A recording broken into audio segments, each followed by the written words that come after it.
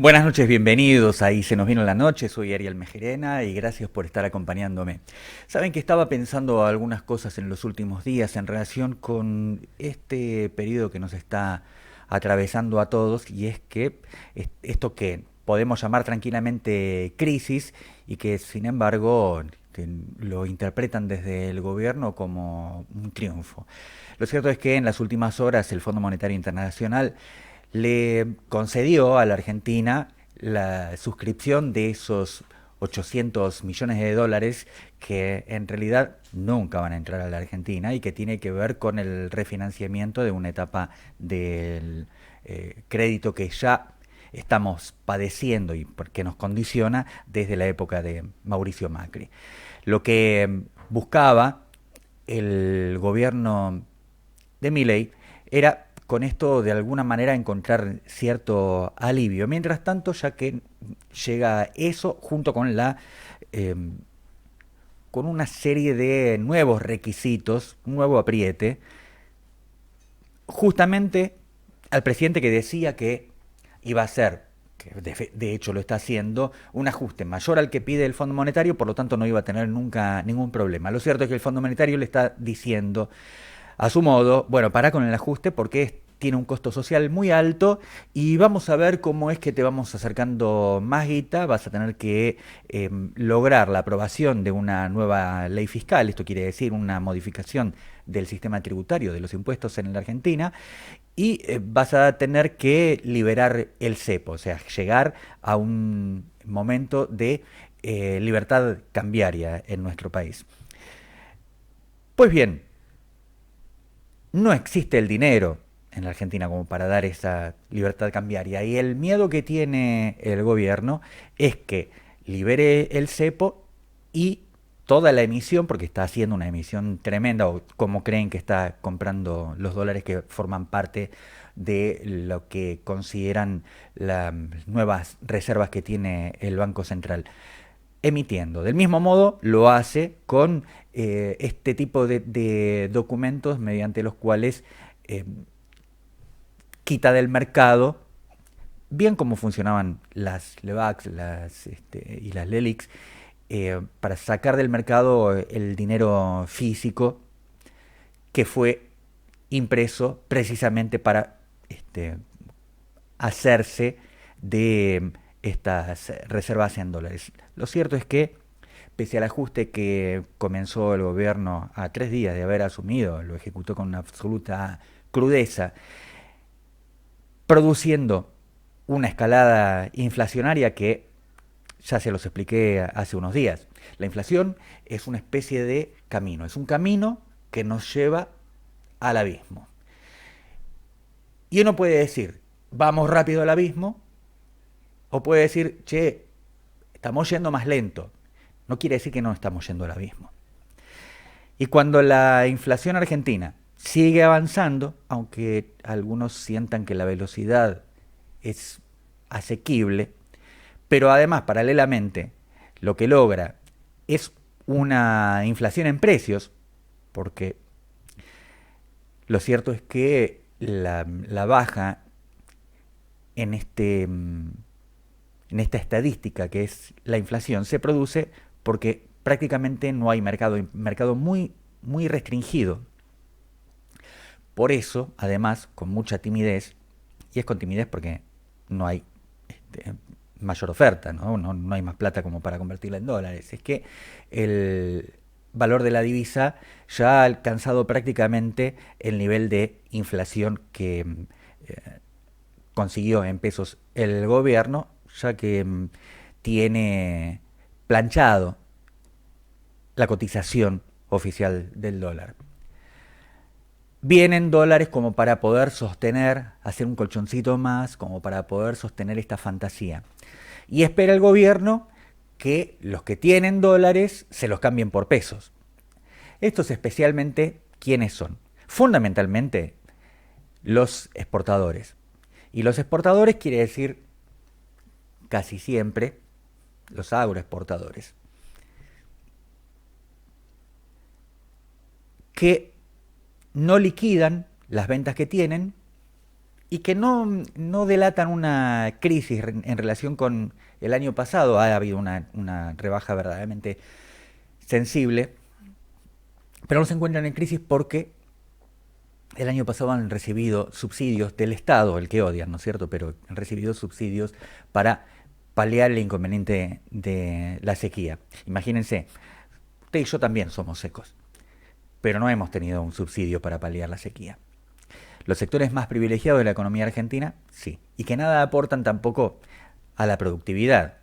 Digamos, prácticamente la cosecha se hace mediante grandes maquinarias. La Argentina es un país muy desarrollado en ese tipo de tecnología, o que accede muy fácilmente a eso. Hay créditos para el agro, porque el agro es uno de los principales flujos de divisas del extranjero hacia adentro de nuestra economía.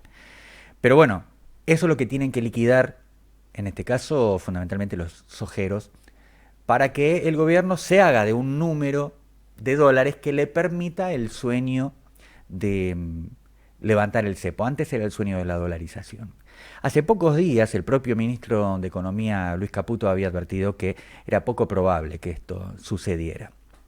Ahora, en este esquema agrario en el que funciona en la Argentina, que algunos gobiernos se han vanagloriado de que convirtió a la Argentina en un país que es capaz de alimentar 450 millones de personas, y tiene viviendo nuestro territorio al 10%, y muchos de ellos están pasando hambre, incluye otros elementos que son perniciosos no solamente para la economía del presente, sino para la economía del futuro, como el envenenamiento de nuestra tierra, una de las más fértiles del planeta, ya que utiliza un paquete de agrotóxicos que está prohibido, por ejemplo, en el primer mundo. Pero claro, como al primer mundo nosotros no le vendemos, y los que nos compran, bueno, hasta el año pasado los principales compradores eran los chinos, pero los que nos compran o compraban no lo hacen para alimentar personas, porque para ellos a las personas las cuidan, sino para eh,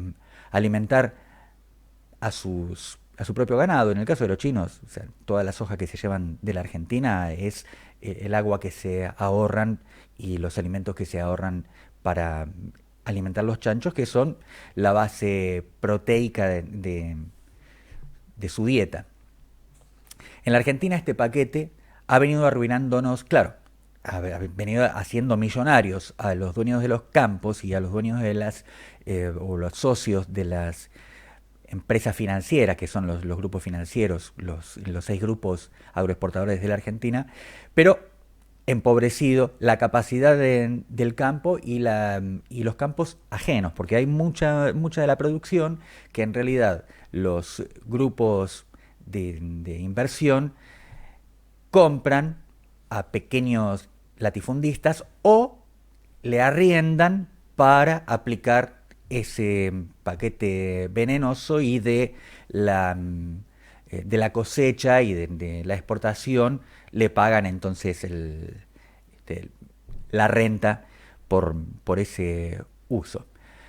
Pues bien, la economía argentina parece haber llegado a un momento de colapso, se lo está advirtiendo el Fondo Monetario Internacional, por eso pide otro tipo de ajustes, quiere decir más ajustes. Resulta que son como aquellos adictos que nunca llegan al fondo en su consumo.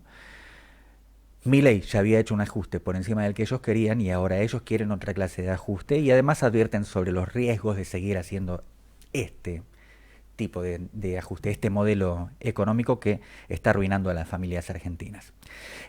¿Y por qué digo a las familias argentinas? Porque quienes vienen tratando de salvar el valor de sus salarios o de sus ahorros mediante la inversión en moneda extranjera, se ven obligados a vender sus billetes verdes para atender gastos comunes. Recordemos que siguen aumentando las tarifas, que los salarios siguen retrasados y que los precios, especialmente de la alimentación y de la salud, están prácticamente por las nubes. Bueno, en este panorama nos encontramos, veremos qué es lo que va a hacer de nuestra amada Argentina.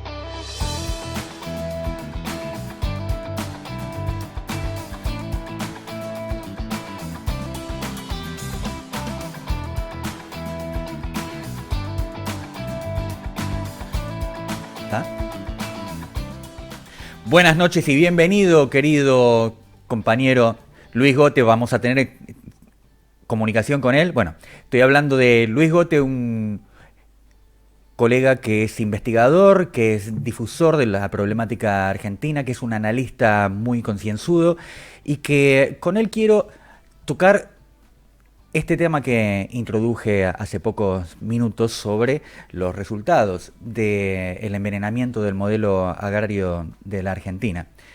¿Estamos en comunicación? Si no, vos me decís. Bueno, ahora sí. Luis Gote, Ariel, bienvenido. ¿cómo estás? ¿Qué Bien. tal? Buenas noches. Gracias por la invitación a tu programa. Por favor, de ninguna manera, al contrario, es un honor para mí. Además porque ha sido muy esclarecedor la lectura de tu último artículo que habla precisamente del modelo envenenador que utiliza como esquema agrario la República Argentina. Bueno, en realidad la oligarquía que es la única que domina todo ese sector. Mira, acá nos faltaría un compañero, ¿no? Falleció lamentablemente el año pasado, que es Jorge Rulli, Sin quien dudas. conocía en profundidad todas estas cuestiones y que lamentablemente no hay compañeros que estén siguiendo sus lineamientos, ¿no? Sus Ujú. denuncias con respecto a este avance de los agrotóxicos y de la agroindustria. Pero también, aparte de eso, hay otro campo y hay otra forma de producción, que es ahí donde tenemos que apuntar y donde tenemos que hablar también. Precisamente, bueno, quería consultarte acerca de esas posibilidades, sobre todo porque hay una gran capacidad ociosa que ha quedado afuera de lo que es el mercado agroexportador.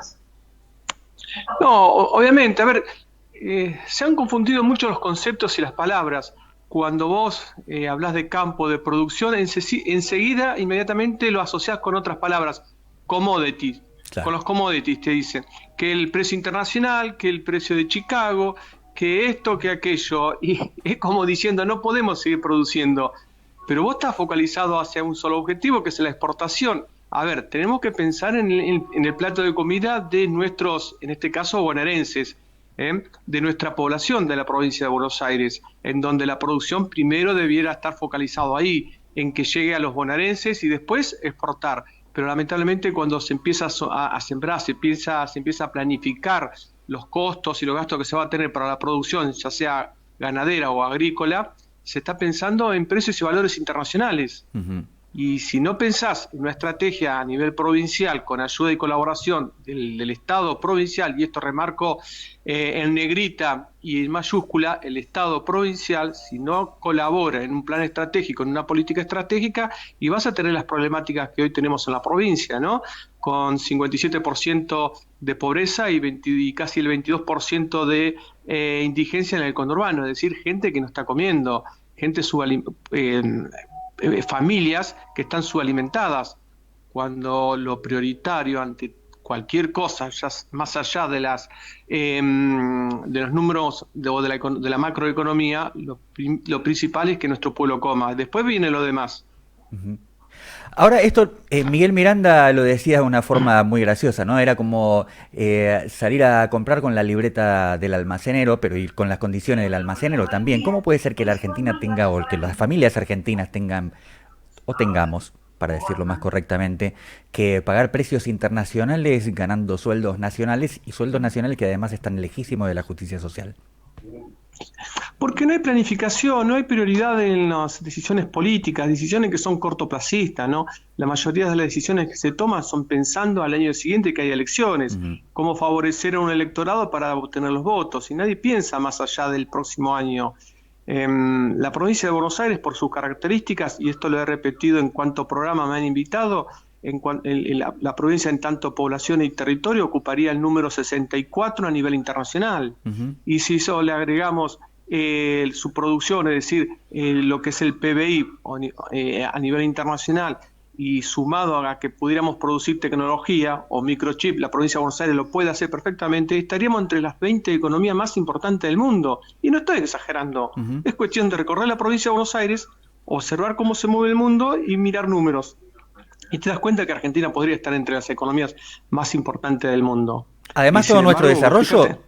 todo nuestro desarrollo tiene costo nacional. ¿Por qué es que luego, al momento de pagarlo, tiene precio internacional? Esa es una gran pregunta, ¿no? Porque, a ver, todo lo necesario para la producción, estamos hablando de producción básica, lo que tiene que ver con la extracción del grano, el criadero de animales, todo es producción nacional. Y los precios que estamos pagando para su consumo parecen a nivel internacional. Es algo que es ilógico, ¿no? Porque yo no, estoy seguro, hay todo un sistema anárquico que domina tanto a la política y obviamente si domina la política también a lo económico, donde cada uno hace lo que quiere y se salva como puede, ¿no? Que es lo que estamos viendo en las últimas décadas. Esto porque lamentablemente, bueno, la provincia de Buenos Aires tiene muchos otros problemas, desde los gobernadores que no comprenden y entiendan a la provincia porque no son bonaerenses, la mayoría de ellos vienen de Capital Federal. Siempre se desentienden con el campo. ¿Viste las peleas que se han generado entre el gobierno y el campo? Eso es absurdo. Vos no te puedes pelear con los alimentos, con la comida. Los años pasados, la cantidad de denuncias por la rotura de silobolsa. ¿Cómo podés salir a romper silobolsas? ¿Qué es la comida de tu gente? ¿Entendés? Entonces, tratar de ver la forma de colaborar y cooperar con el campo para que los bonaerenses en su conjunto sean favorecidos. Dejemos las ideologías para las discusiones de café, pero cuando estás gobernando y tenés bajo tu responsabilidad 18 millones de bonaerenses, creo que las prioridades pasan por otro lado y no pasan por lo ideológico. La provincia de Buenos Aires, como escribí en este artículo que vos hacés mención, podría estar produciendo alimentos para 10 veces más lo que es la provincia misma, ¿no? Y vos fijate que los índices que tenemos son tremendos de falta de alimentación, subalimentación en nuestra gente. Ahora, Luis, ¿cuál es la alternativa? ¿Dialogan los productores del campo? Me refiero a las familias, a las cooperativas, a las productoras agrarias, como para pensar un proyecto que les dé viabilidad y que además no le quite de la mesa a los argentinos su alimento. Mirá, están totalmente desarticulados. Esto lo he observado, hace un mes estuve recorriendo lo que se conoce como la sexta sección electoral, Bahía Blanca, ¿viste? Toda su zona de influencia, Villarino, Henderson, Belgrano, Montehermoso, etcétera, etcétera. Y por lo que me dicen, ¿viste? Todos los pequeños chacareros, si bien tienen instituciones que los nuclean, ¿no? Cooperativas u otras instituciones, se reúnen para mirar a ver quién de ellos se arruina primero. Compiten a ver quién dura más en el mercado y ver caer al compañero que tiene al lado. Lamentablemente las tierras, cuando uno dice esa ruina, termina después mal vendiendo sus campos. ¿Y quién compra los campos? Los grandes terratenientes. Grandes terratenientes que presionan, y esto ya lo he chequeado por varias fuentes, presionan al INTA para que no asesoren a los pequeños chacareros sobre modelos de producción que tienen que ver con utilización de fertilizantes de realización propia, ¿no? Que no tengan que comprar fertilizantes a las marcas conocidas, sino que uno mismo puede desarrollar los fertilizantes necesarios para nutrir su campo, de formas de crianza del ganado, de formas de pastoreo, nuevas formas de pastoreo, de lo que es el riego por goteo, en la producción de cereal y no tener que esperar que llueva para poder tener una buena cosecha. Hay muchas innovaciones y mucha tecnología y que los pequeños chacareros no les llega porque básicamente ellos tienen una agricultura que se tramite de generación en generación y quedan encerrados en ese círculo. Confían por lo que hizo sus padres confían por lo que hizo su abuelo y no cambian ni modifican. Sumado a lo que te decía, que el INTA, por las presiones que tiene de estos grandes grupos económicos, para que no se capacite y no se colabore con este chacarero para que puedan sobrevivir y mantener su campo. Tampoco hay formas de trabajar en temas que tengan que ver con la agricultura familiar o las pymes agrícolas. Todo esto fue, lo que estoy informando es por lo que me fueron describiendo la gente con la que he hablado en esta región que he recorrido y que me llamó la atención porque uno cree que está medianamente organizado y bueno, la producción tiene otra escala, pero cuando estás en el terreno te das cuenta que no, que estamos como hace 100 años prácticamente. Claro. Ahora, claramente hay saberes que se han perdido, porque si había un conocimiento ancestral en la gente del campo era precisamente en que la producción agraria es colaborativa. Si tu campo está funciona en buenas condiciones y tenés una buena semilla, la polinización que se contagia al resto de los campos que están produciendo también mejora. Entonces, el haber terminado con aquel paradigma que estaba amigado con la naturaleza y elegir este otro que necesita obligatoriamente de un sistema de circulación para no terminar de envenenar las parcelas y poder soñar con una nueva producción, pero que están tan apurados, los campos son apurados, merced al interés de la venta inmediata de commodities, como vos lo llamás, que está sobreexigido e incluso avanza las fronteras sobre montes, sobre bosques, sobre espacios nativos que antes podían haber sido la reserva de la producción. No, obviamente, y también, mira, no sentido de que se avance para la producción, sino que también la desertificación avanza. Claro. Toda la zona norte de Bahía Blanca, límites con La Pampa, esa región casi un 27% está comprometida por la desertificación. El 27% de la superficie de la provincia de Buenos Aires, 305.000 kilómetros cuadrados, por falta de inacción, también por el despoblamiento. Claro. Tenemos casi más de 250 pueblos que se han convertido en pueblos fantasmas, donde se han despoblado y su gente se ha ido a las urbes, a la ciudad capital del municipio, se han venido al conurbano. Eso también lleva a ese avance de la desertificación. Después, como vos bien decís, la década pasada, cuando se intentó llevar a la Argentina un monocultivo sojero, se avanzó sobre los bosques, sobre los humedales, sobre los campos de pastoreo de ganado vacuno para los feedlots, que eso es tremendo también porque se mal utiliza ese concepto de engorde de la última etapa del ganado para la venta en el mercado, porque desde que nace se los mantienen cerrados en los corrales, se los alimenta, donde defecan, y eso produce un gas que es tóxico para el medio ambiente, ¿no? Gas de metano, y que eso, bueno, son las críticas que hacen los gobiernos europeos para a veces presionar y no comprar el ganado de nuestras pampas, de nuestras tierras.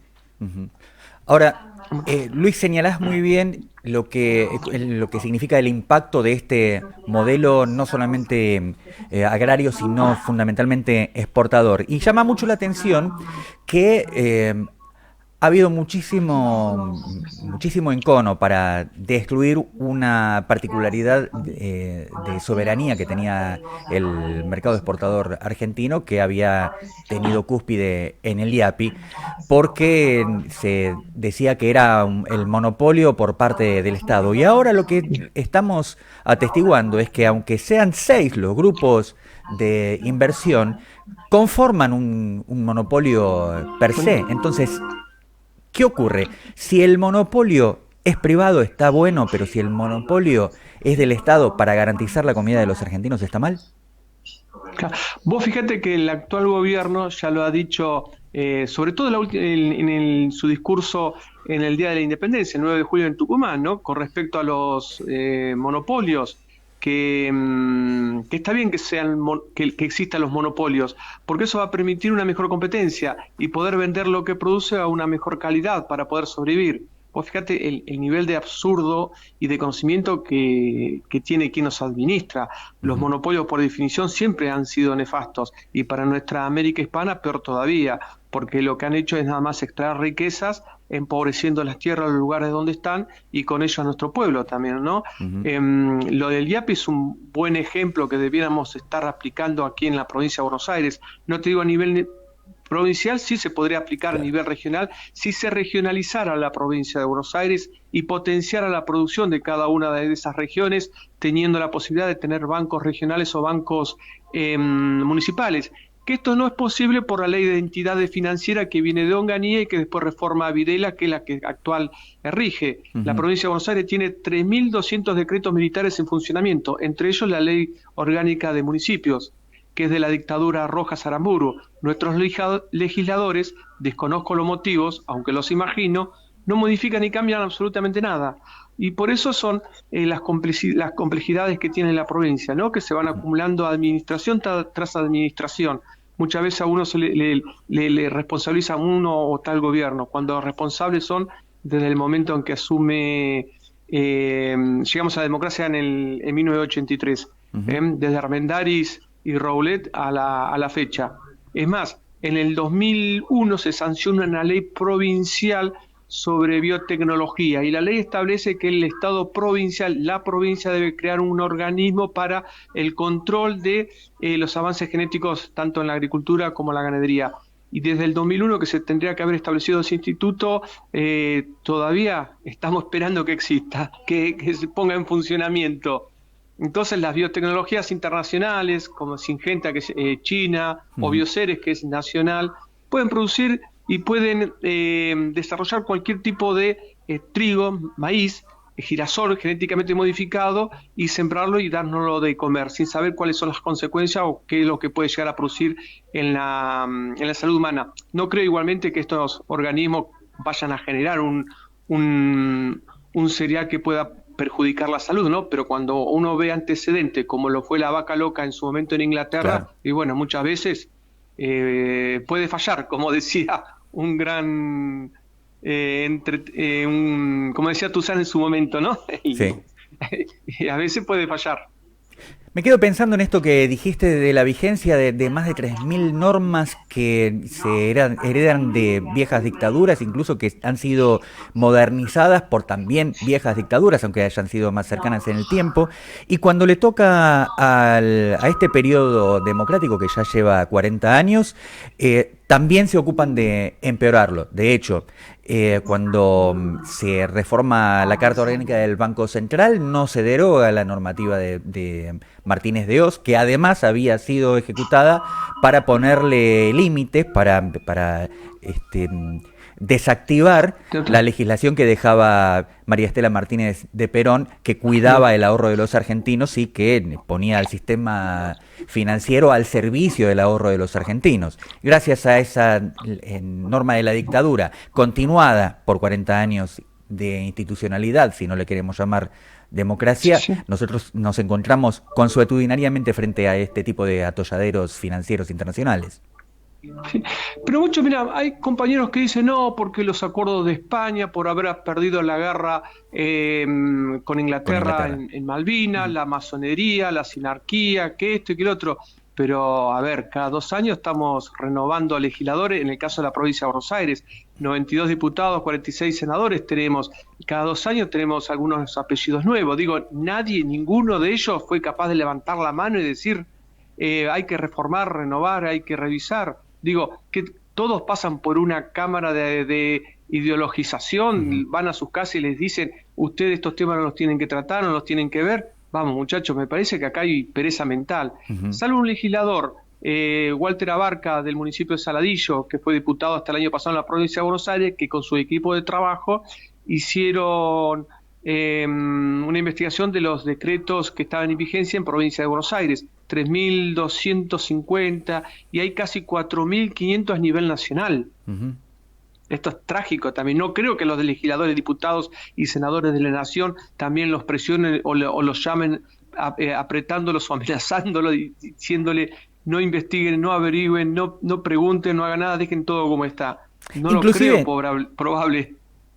Es cierto, inclusive lo que vos mencionás con claridad, los tratados de Madrid sobre la rendición argentina en relación con la guerra de Malvinas, también pueden ser protestados porque los acuerdos están para eso, siempre tienen esa dinámica. Lo que nos hemos encontrado es que en estos 40 años no ha habido un gobierno que, más allá de que es negociado durante el Alfonsinato, pero firmado durante el gobierno de Carlos Menem, digamos, a ningún otro gobierno ni de aquellos que han sido glorificados en estos últimos años se le ocurrió hacer una objeción y dejar sentado en los ámbitos internacionales, bueno, nosotros protestamos este acuerdo porque nos está llevando a la ruina o porque atenta contra el resto de soberanía. Fíjense que nosotros fuimos a la guerra por un aspecto de soberanía, tenía que ver con el archipiélago de Malvinas, pero resulta que entregamos todo el resto de la soberanía que pasa por el desarrollo y por la independencia militar. Sí, vos fíjate, mira, uno de los problemas que tiene Argentina para que vengan inversiones genuinas y reales es el tema energético. La Argentina tiene un grave problema y la provincia de Buenos Aires obviamente que también.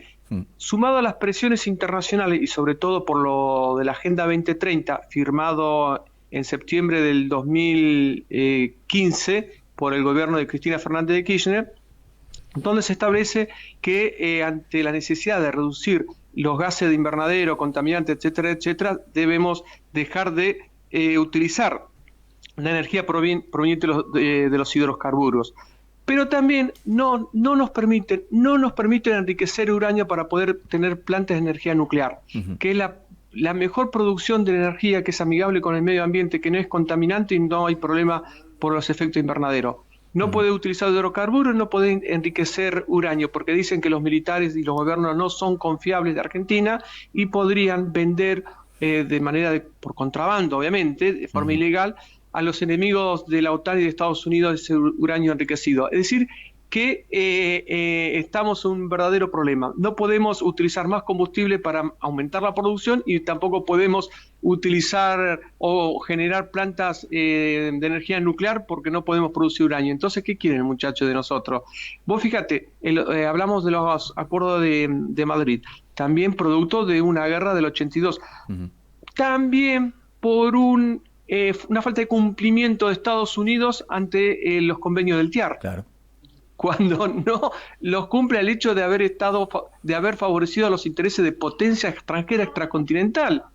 Y el TIAR eso no lo permitía. Digo, Estados Unidos puede incumplir, ¿y por qué nosotros no podemos plantarnos y decir, muchachos, lo del TIAR, lo de los tratados de Madrid ya no tienen vigencia?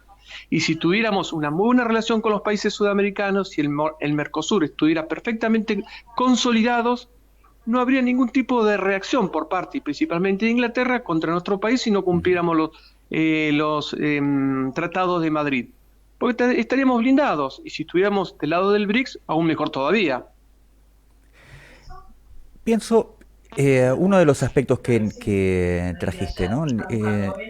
Este prejuicio internacional sobre la posibilidad de que Argentina terminara vendiendo insumos nucleares a una potencia que los utilizara con fines bélicos, ¿no?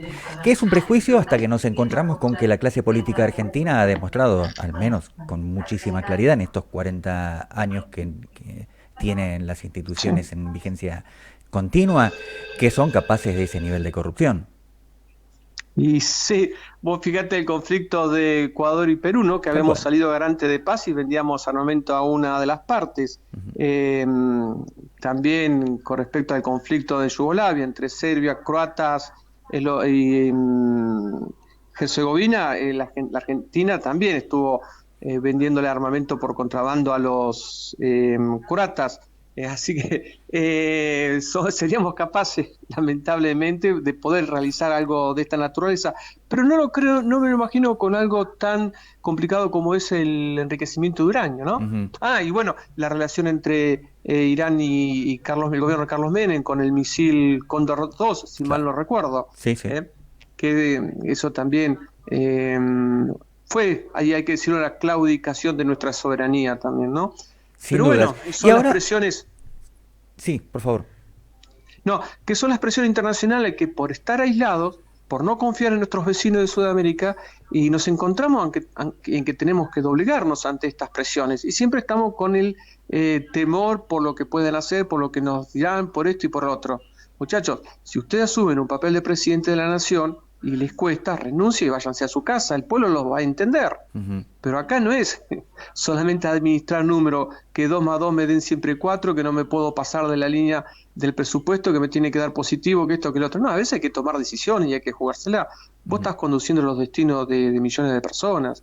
Ujú. y por las características que tiene la Argentina, sobre todo características históricas, también de alguna manera estás conduciendo los destinos de Sudamérica, porque Sudamérica siempre ha confiado en las decisiones, por lo menos hasta los últimos 20, 30 años, ha confiado en las decisiones que ha tomado la Argentina. Siempre hemos sido un faro de la América hispana, pero lamentablemente, bueno, las malas decisiones políticas, las crisis económicas, los vaivenes que hemos tenido en las relaciones con los pueblos vecinos, hoy estamos en un papel muy desacreditado y quien está conduciendo parece ser que es Brasil, ¿no? Ujú. Sí, y llama la atención sobre todo porque había habido un largo periodo de hegemonía argentina, por lo pronto, en Sudamérica. Brasil alcanza su desarrollo por decisiones de su propia burguesía industrial, después de haber tenido largos años de dictadura, y más tarde que la Argentina, bastante más tarde que en la Argentina, y en muchos de Sí, los sí. momentos con ayuda de la Argentina para que esto ocurriera. Y ahora, desde la dictadura para acá, que parece que es una de nuestras hipótesis de conflicto, totalmente inaudito. Mirá, entre 1947 y 1952, la Argentina conducía los destinos de la América hispana, desde México, inclusive Brasil. Ujú. Teníamos a Ávila Camacho en México, que el intermediario entre Ávila Camacho y Perón era Hugo del Carril. Ajá. Hugo del Carril no solamente iba a hacer giras por los países de América hispana, sino iba a llevar definiciones del general Perón y traer definiciones de los países que iba a visitar. Una de las facetas que poco se conoce de Hugo del Carril. Cierto. Teníamos Ibáñez del Campo en Chile, Vargas en Brasil, teníamos a Guadalberto Villarroel en Bolivia, en Perú, Ecuador. Todos estaban observando y mirando las decisiones que tomaba la Argentina. No había posibilidad de conflicto en América hispana. Y fíjate lo que hemos llegado hoy. Chile, porque la palabra es esa, apretando a la Argentina para que retire unos paneles solares que habían excedido 3 metros dentro de Ujú. su frontera. Y que salga el presidente de Chile a correr, no, es inaudito. Ojo, no estoy hablando acá de nacionalismo, de confrontación, Claro, de claro. nada. Por Estoy supuesto. hablando de la situación en que hoy se encuentra la Argentina. La pelea con Lula da Silva, ¿cómo puedes pelearte con Brasil? La pelea con Petro en Colombia, con Juan Manuel Obrador bueno, hasta cuando era presidente en México. Es increíble que vos tengas una discusión contra ellos y peor con Brasil, en Ujú. la situación en que hoy se encuentra, la octava economía más importante del mundo. Ujú. ¿Cómo podés discutir con Brasil, Miguel? Perdón, Ariel, es absurdo esto. Ujú. A no ser que esté planificado y orquestado de antemano, ¿no? Bueno, yo Con un sospecho que objetivo sí. que uno desconoce. Sospecho que sí porque entre las administraciones de Macri y de los Fernández han logrado un proceso de pauperización de la Argentina que la ha llevado a lo que podemos calificar como una latinoamericanización. Antes la Argentina tenía cierta distinción en relación con el desarrollo, sobre todo en el desarrollo social, tenía una gigantesca clase media, tenía eh, una proporción menor de pobreza en su población y recursos que nadie se atreve a negarnos. Y de pronto, hoy vivir en cualquiera de nuestros países vecinos es más barato que vivir en Argentina, digamos, para la población que está viviendo Sí. en nuestros países vecinos, y la Argentina está en un proceso de retroceso que pareciera consumar el proyecto de latinoamericanizarla para proceder a la africanización del continente. Sí, yo diría a lo que una vez fue África, porque si Claro. vos empezás a analizar lo que está sucediendo, en particular en la zona del Sahel, que es la zona centro de África, que va del Atlántico hacia el Mar Rojo, esos 5 o 6 países le han dado un vuelco a África tremendo. Expulsaron a los franceses, a los norteamericanos, están trabajando en conjunto, la idea de tener una moneda en común, están construyendo una central de energía para proveer de energía a toda esa región, han acumulado oro, Burkina Faso ha acumulado oro por primera vez en su historia. Ujú. Está bien, tienen 70 años de independencia, pero toda la producción de oro y de metales se la estaba llevando Francia. Ujú. Yo creo que, y aparte empezó a expandirse el concepto de panafricanismo, que había surgido, y esto lo dice Alberto Huela y Fermín Chávez también, con el general Perón, con su continentalismo. Claro. La influencia que ejerció el general Perón en el resto del mundo, ni siquiera los propios militantes del peronismo lo conocen a ciencia cierta, ¿no? Fue tremendo. Cuando se produce la conferencia de Bandung en 1956, ante el proceso de descolonización africana y asiática, uno de los temas que se trató era justamente sobre el panafricanismo y el asiatismo. Conferencias que dicen que hasta el general Perón había sido invitado, pero obviamente no era jefe de Estado, se había producido el golpe de Estado, ¿no? Vos fíjate, con Nehru, con todos los grandes hombres que ha tenido África y Asia y que han llevado adelante ese proceso de descolonización. Hubiera sido tremendo para la Argentina si Perón hubiera asistido a tal conferencia. Y hoy esos principios se han vuelto a levantar. Y mientras que la América hispana, y en particular Argentina, está sufriendo un proceso inverso. Cuando debiéramos estar haciendo lo mismo, estamos cada vez más colonizados, Ariel. Sí, yo me refería centralmente al efecto de que comienza una oleada nacionalista en África luego de un siglo de exterminio y de robo y de vampirización por parte del primer mundo, ¿no es cierto? Pero que bien podría el sistema financiero internacional pretender eso, comenzar una etapa de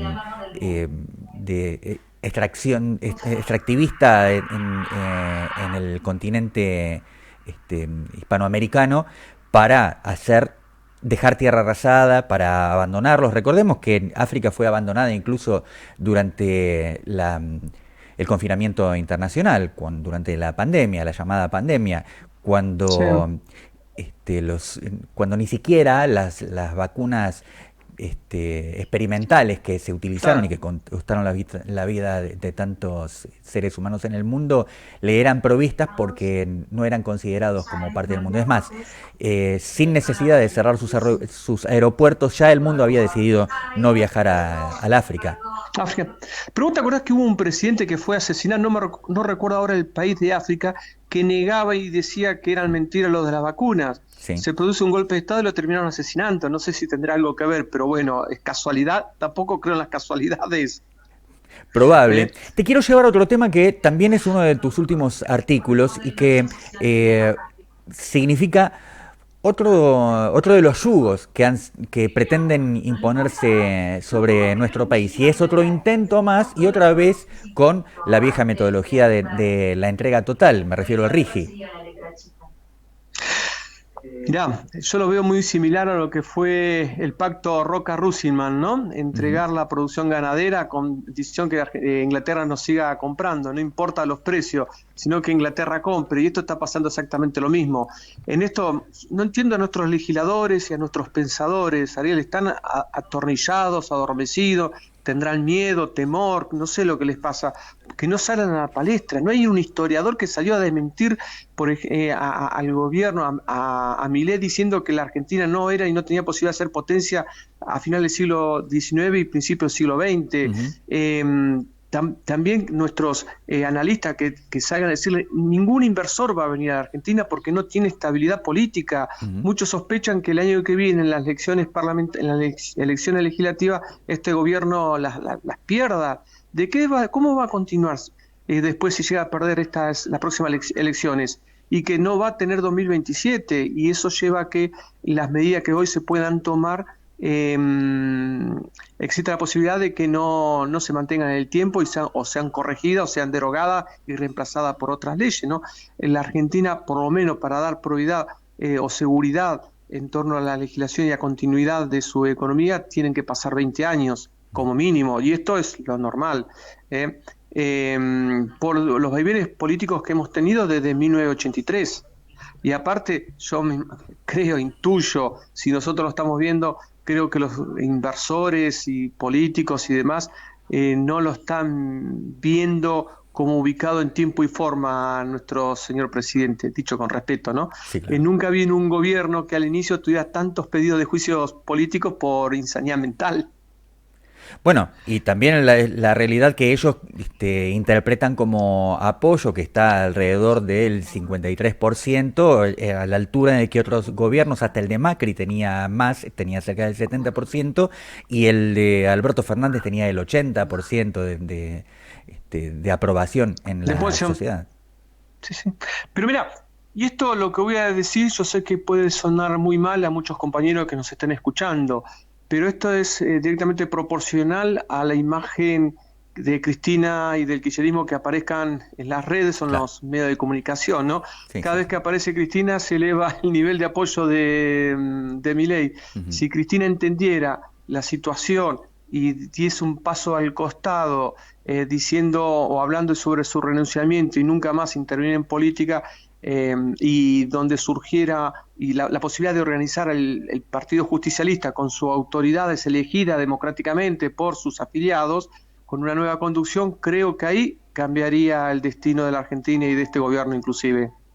Bueno, sin ninguna duda, el paso de la última administración del Estado de ambos Fernández ha desautorizado por absoluto a todos quienes hayan participado, en algunos casos incluso sido cómplices de lo que significó esa administración. Y naturalmente sí, lo que ocurre es que hay un rechazo natural. Es más, nadie se quiere juntar. Los radicales cuando coinciden con el bloque de unión con la patria, por ejemplo, para la idea de sancionar un nuevo cálculo para las jubilaciones y pensiones, prefieren hacer un llamado por la propia a aceptar el llamado de Unión por la Patria y sumar los bloques. Pero obviamente es así, Ariel, hay mucho disgusto, hay mucha bronca acumulada.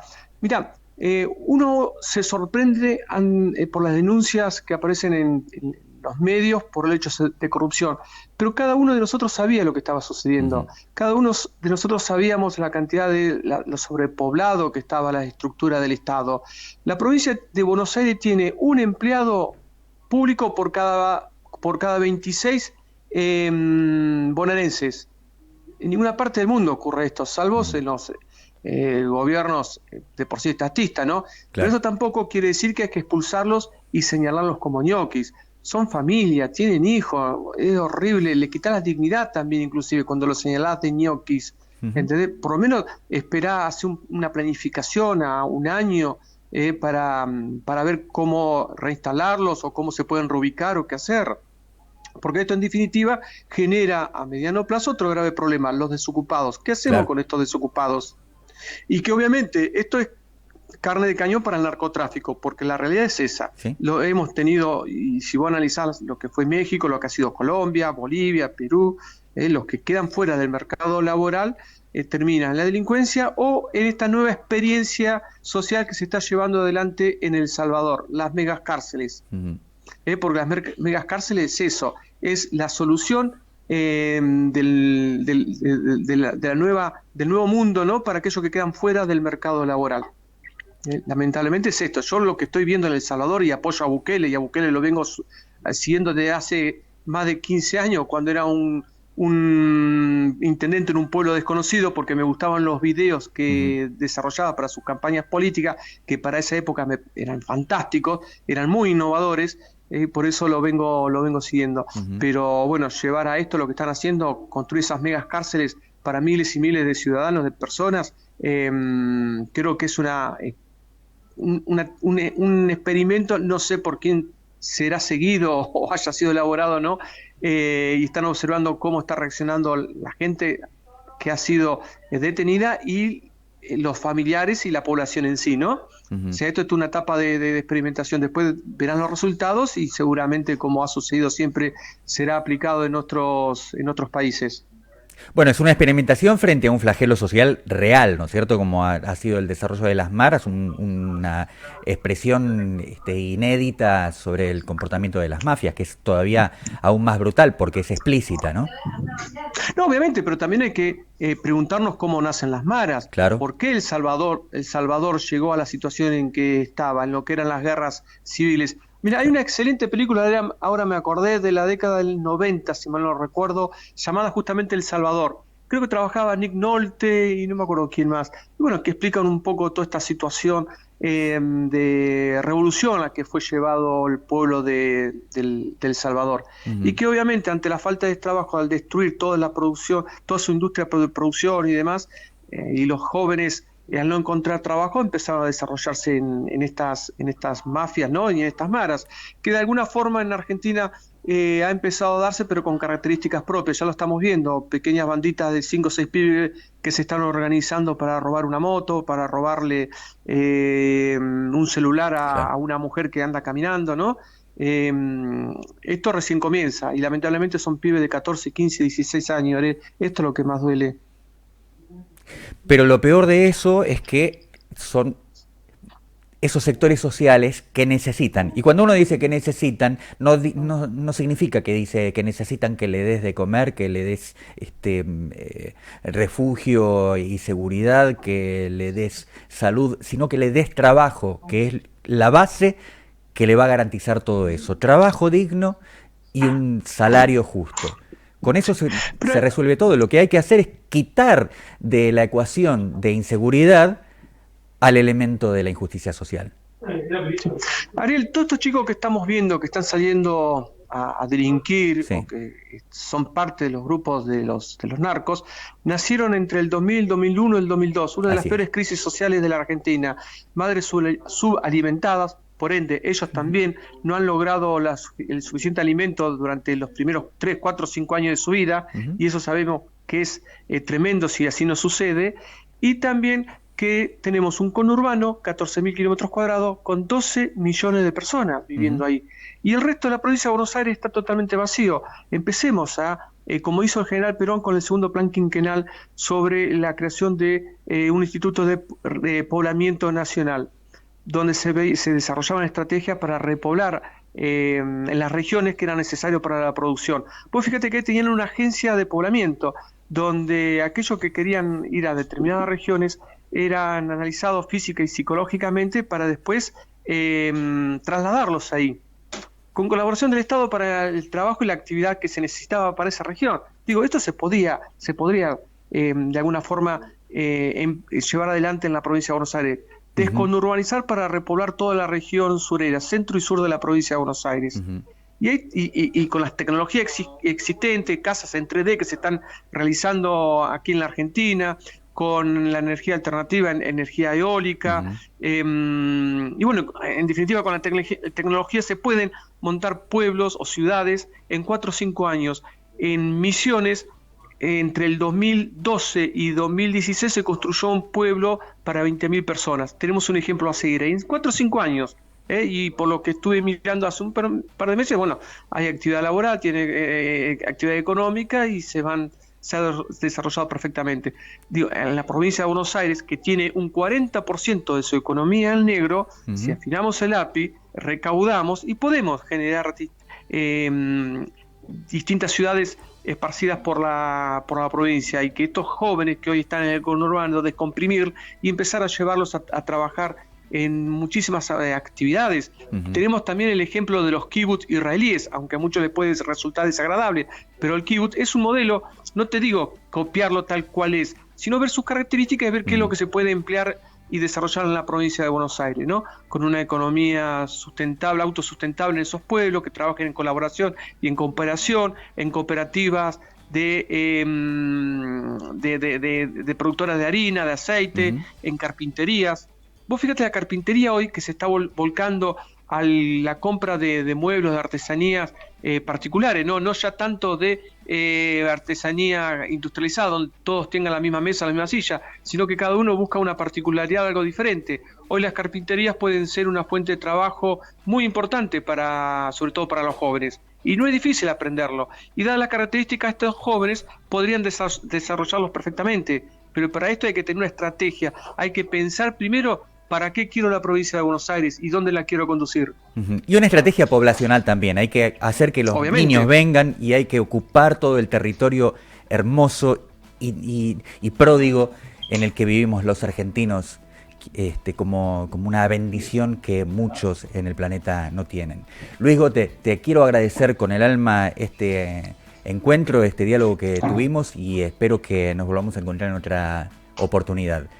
Ahora, si me permitís, me despido de nuestra audiencia para encontrarnos mañana y nosotros con este abrazo, Luis.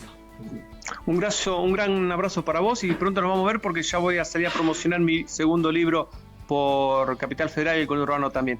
Un fuerte abrazo y a la producción y a los oyentes y bueno, y gracias por ser parte de tu programa, Ariel. Abrazo, Luis. Hasta mañana. Chao.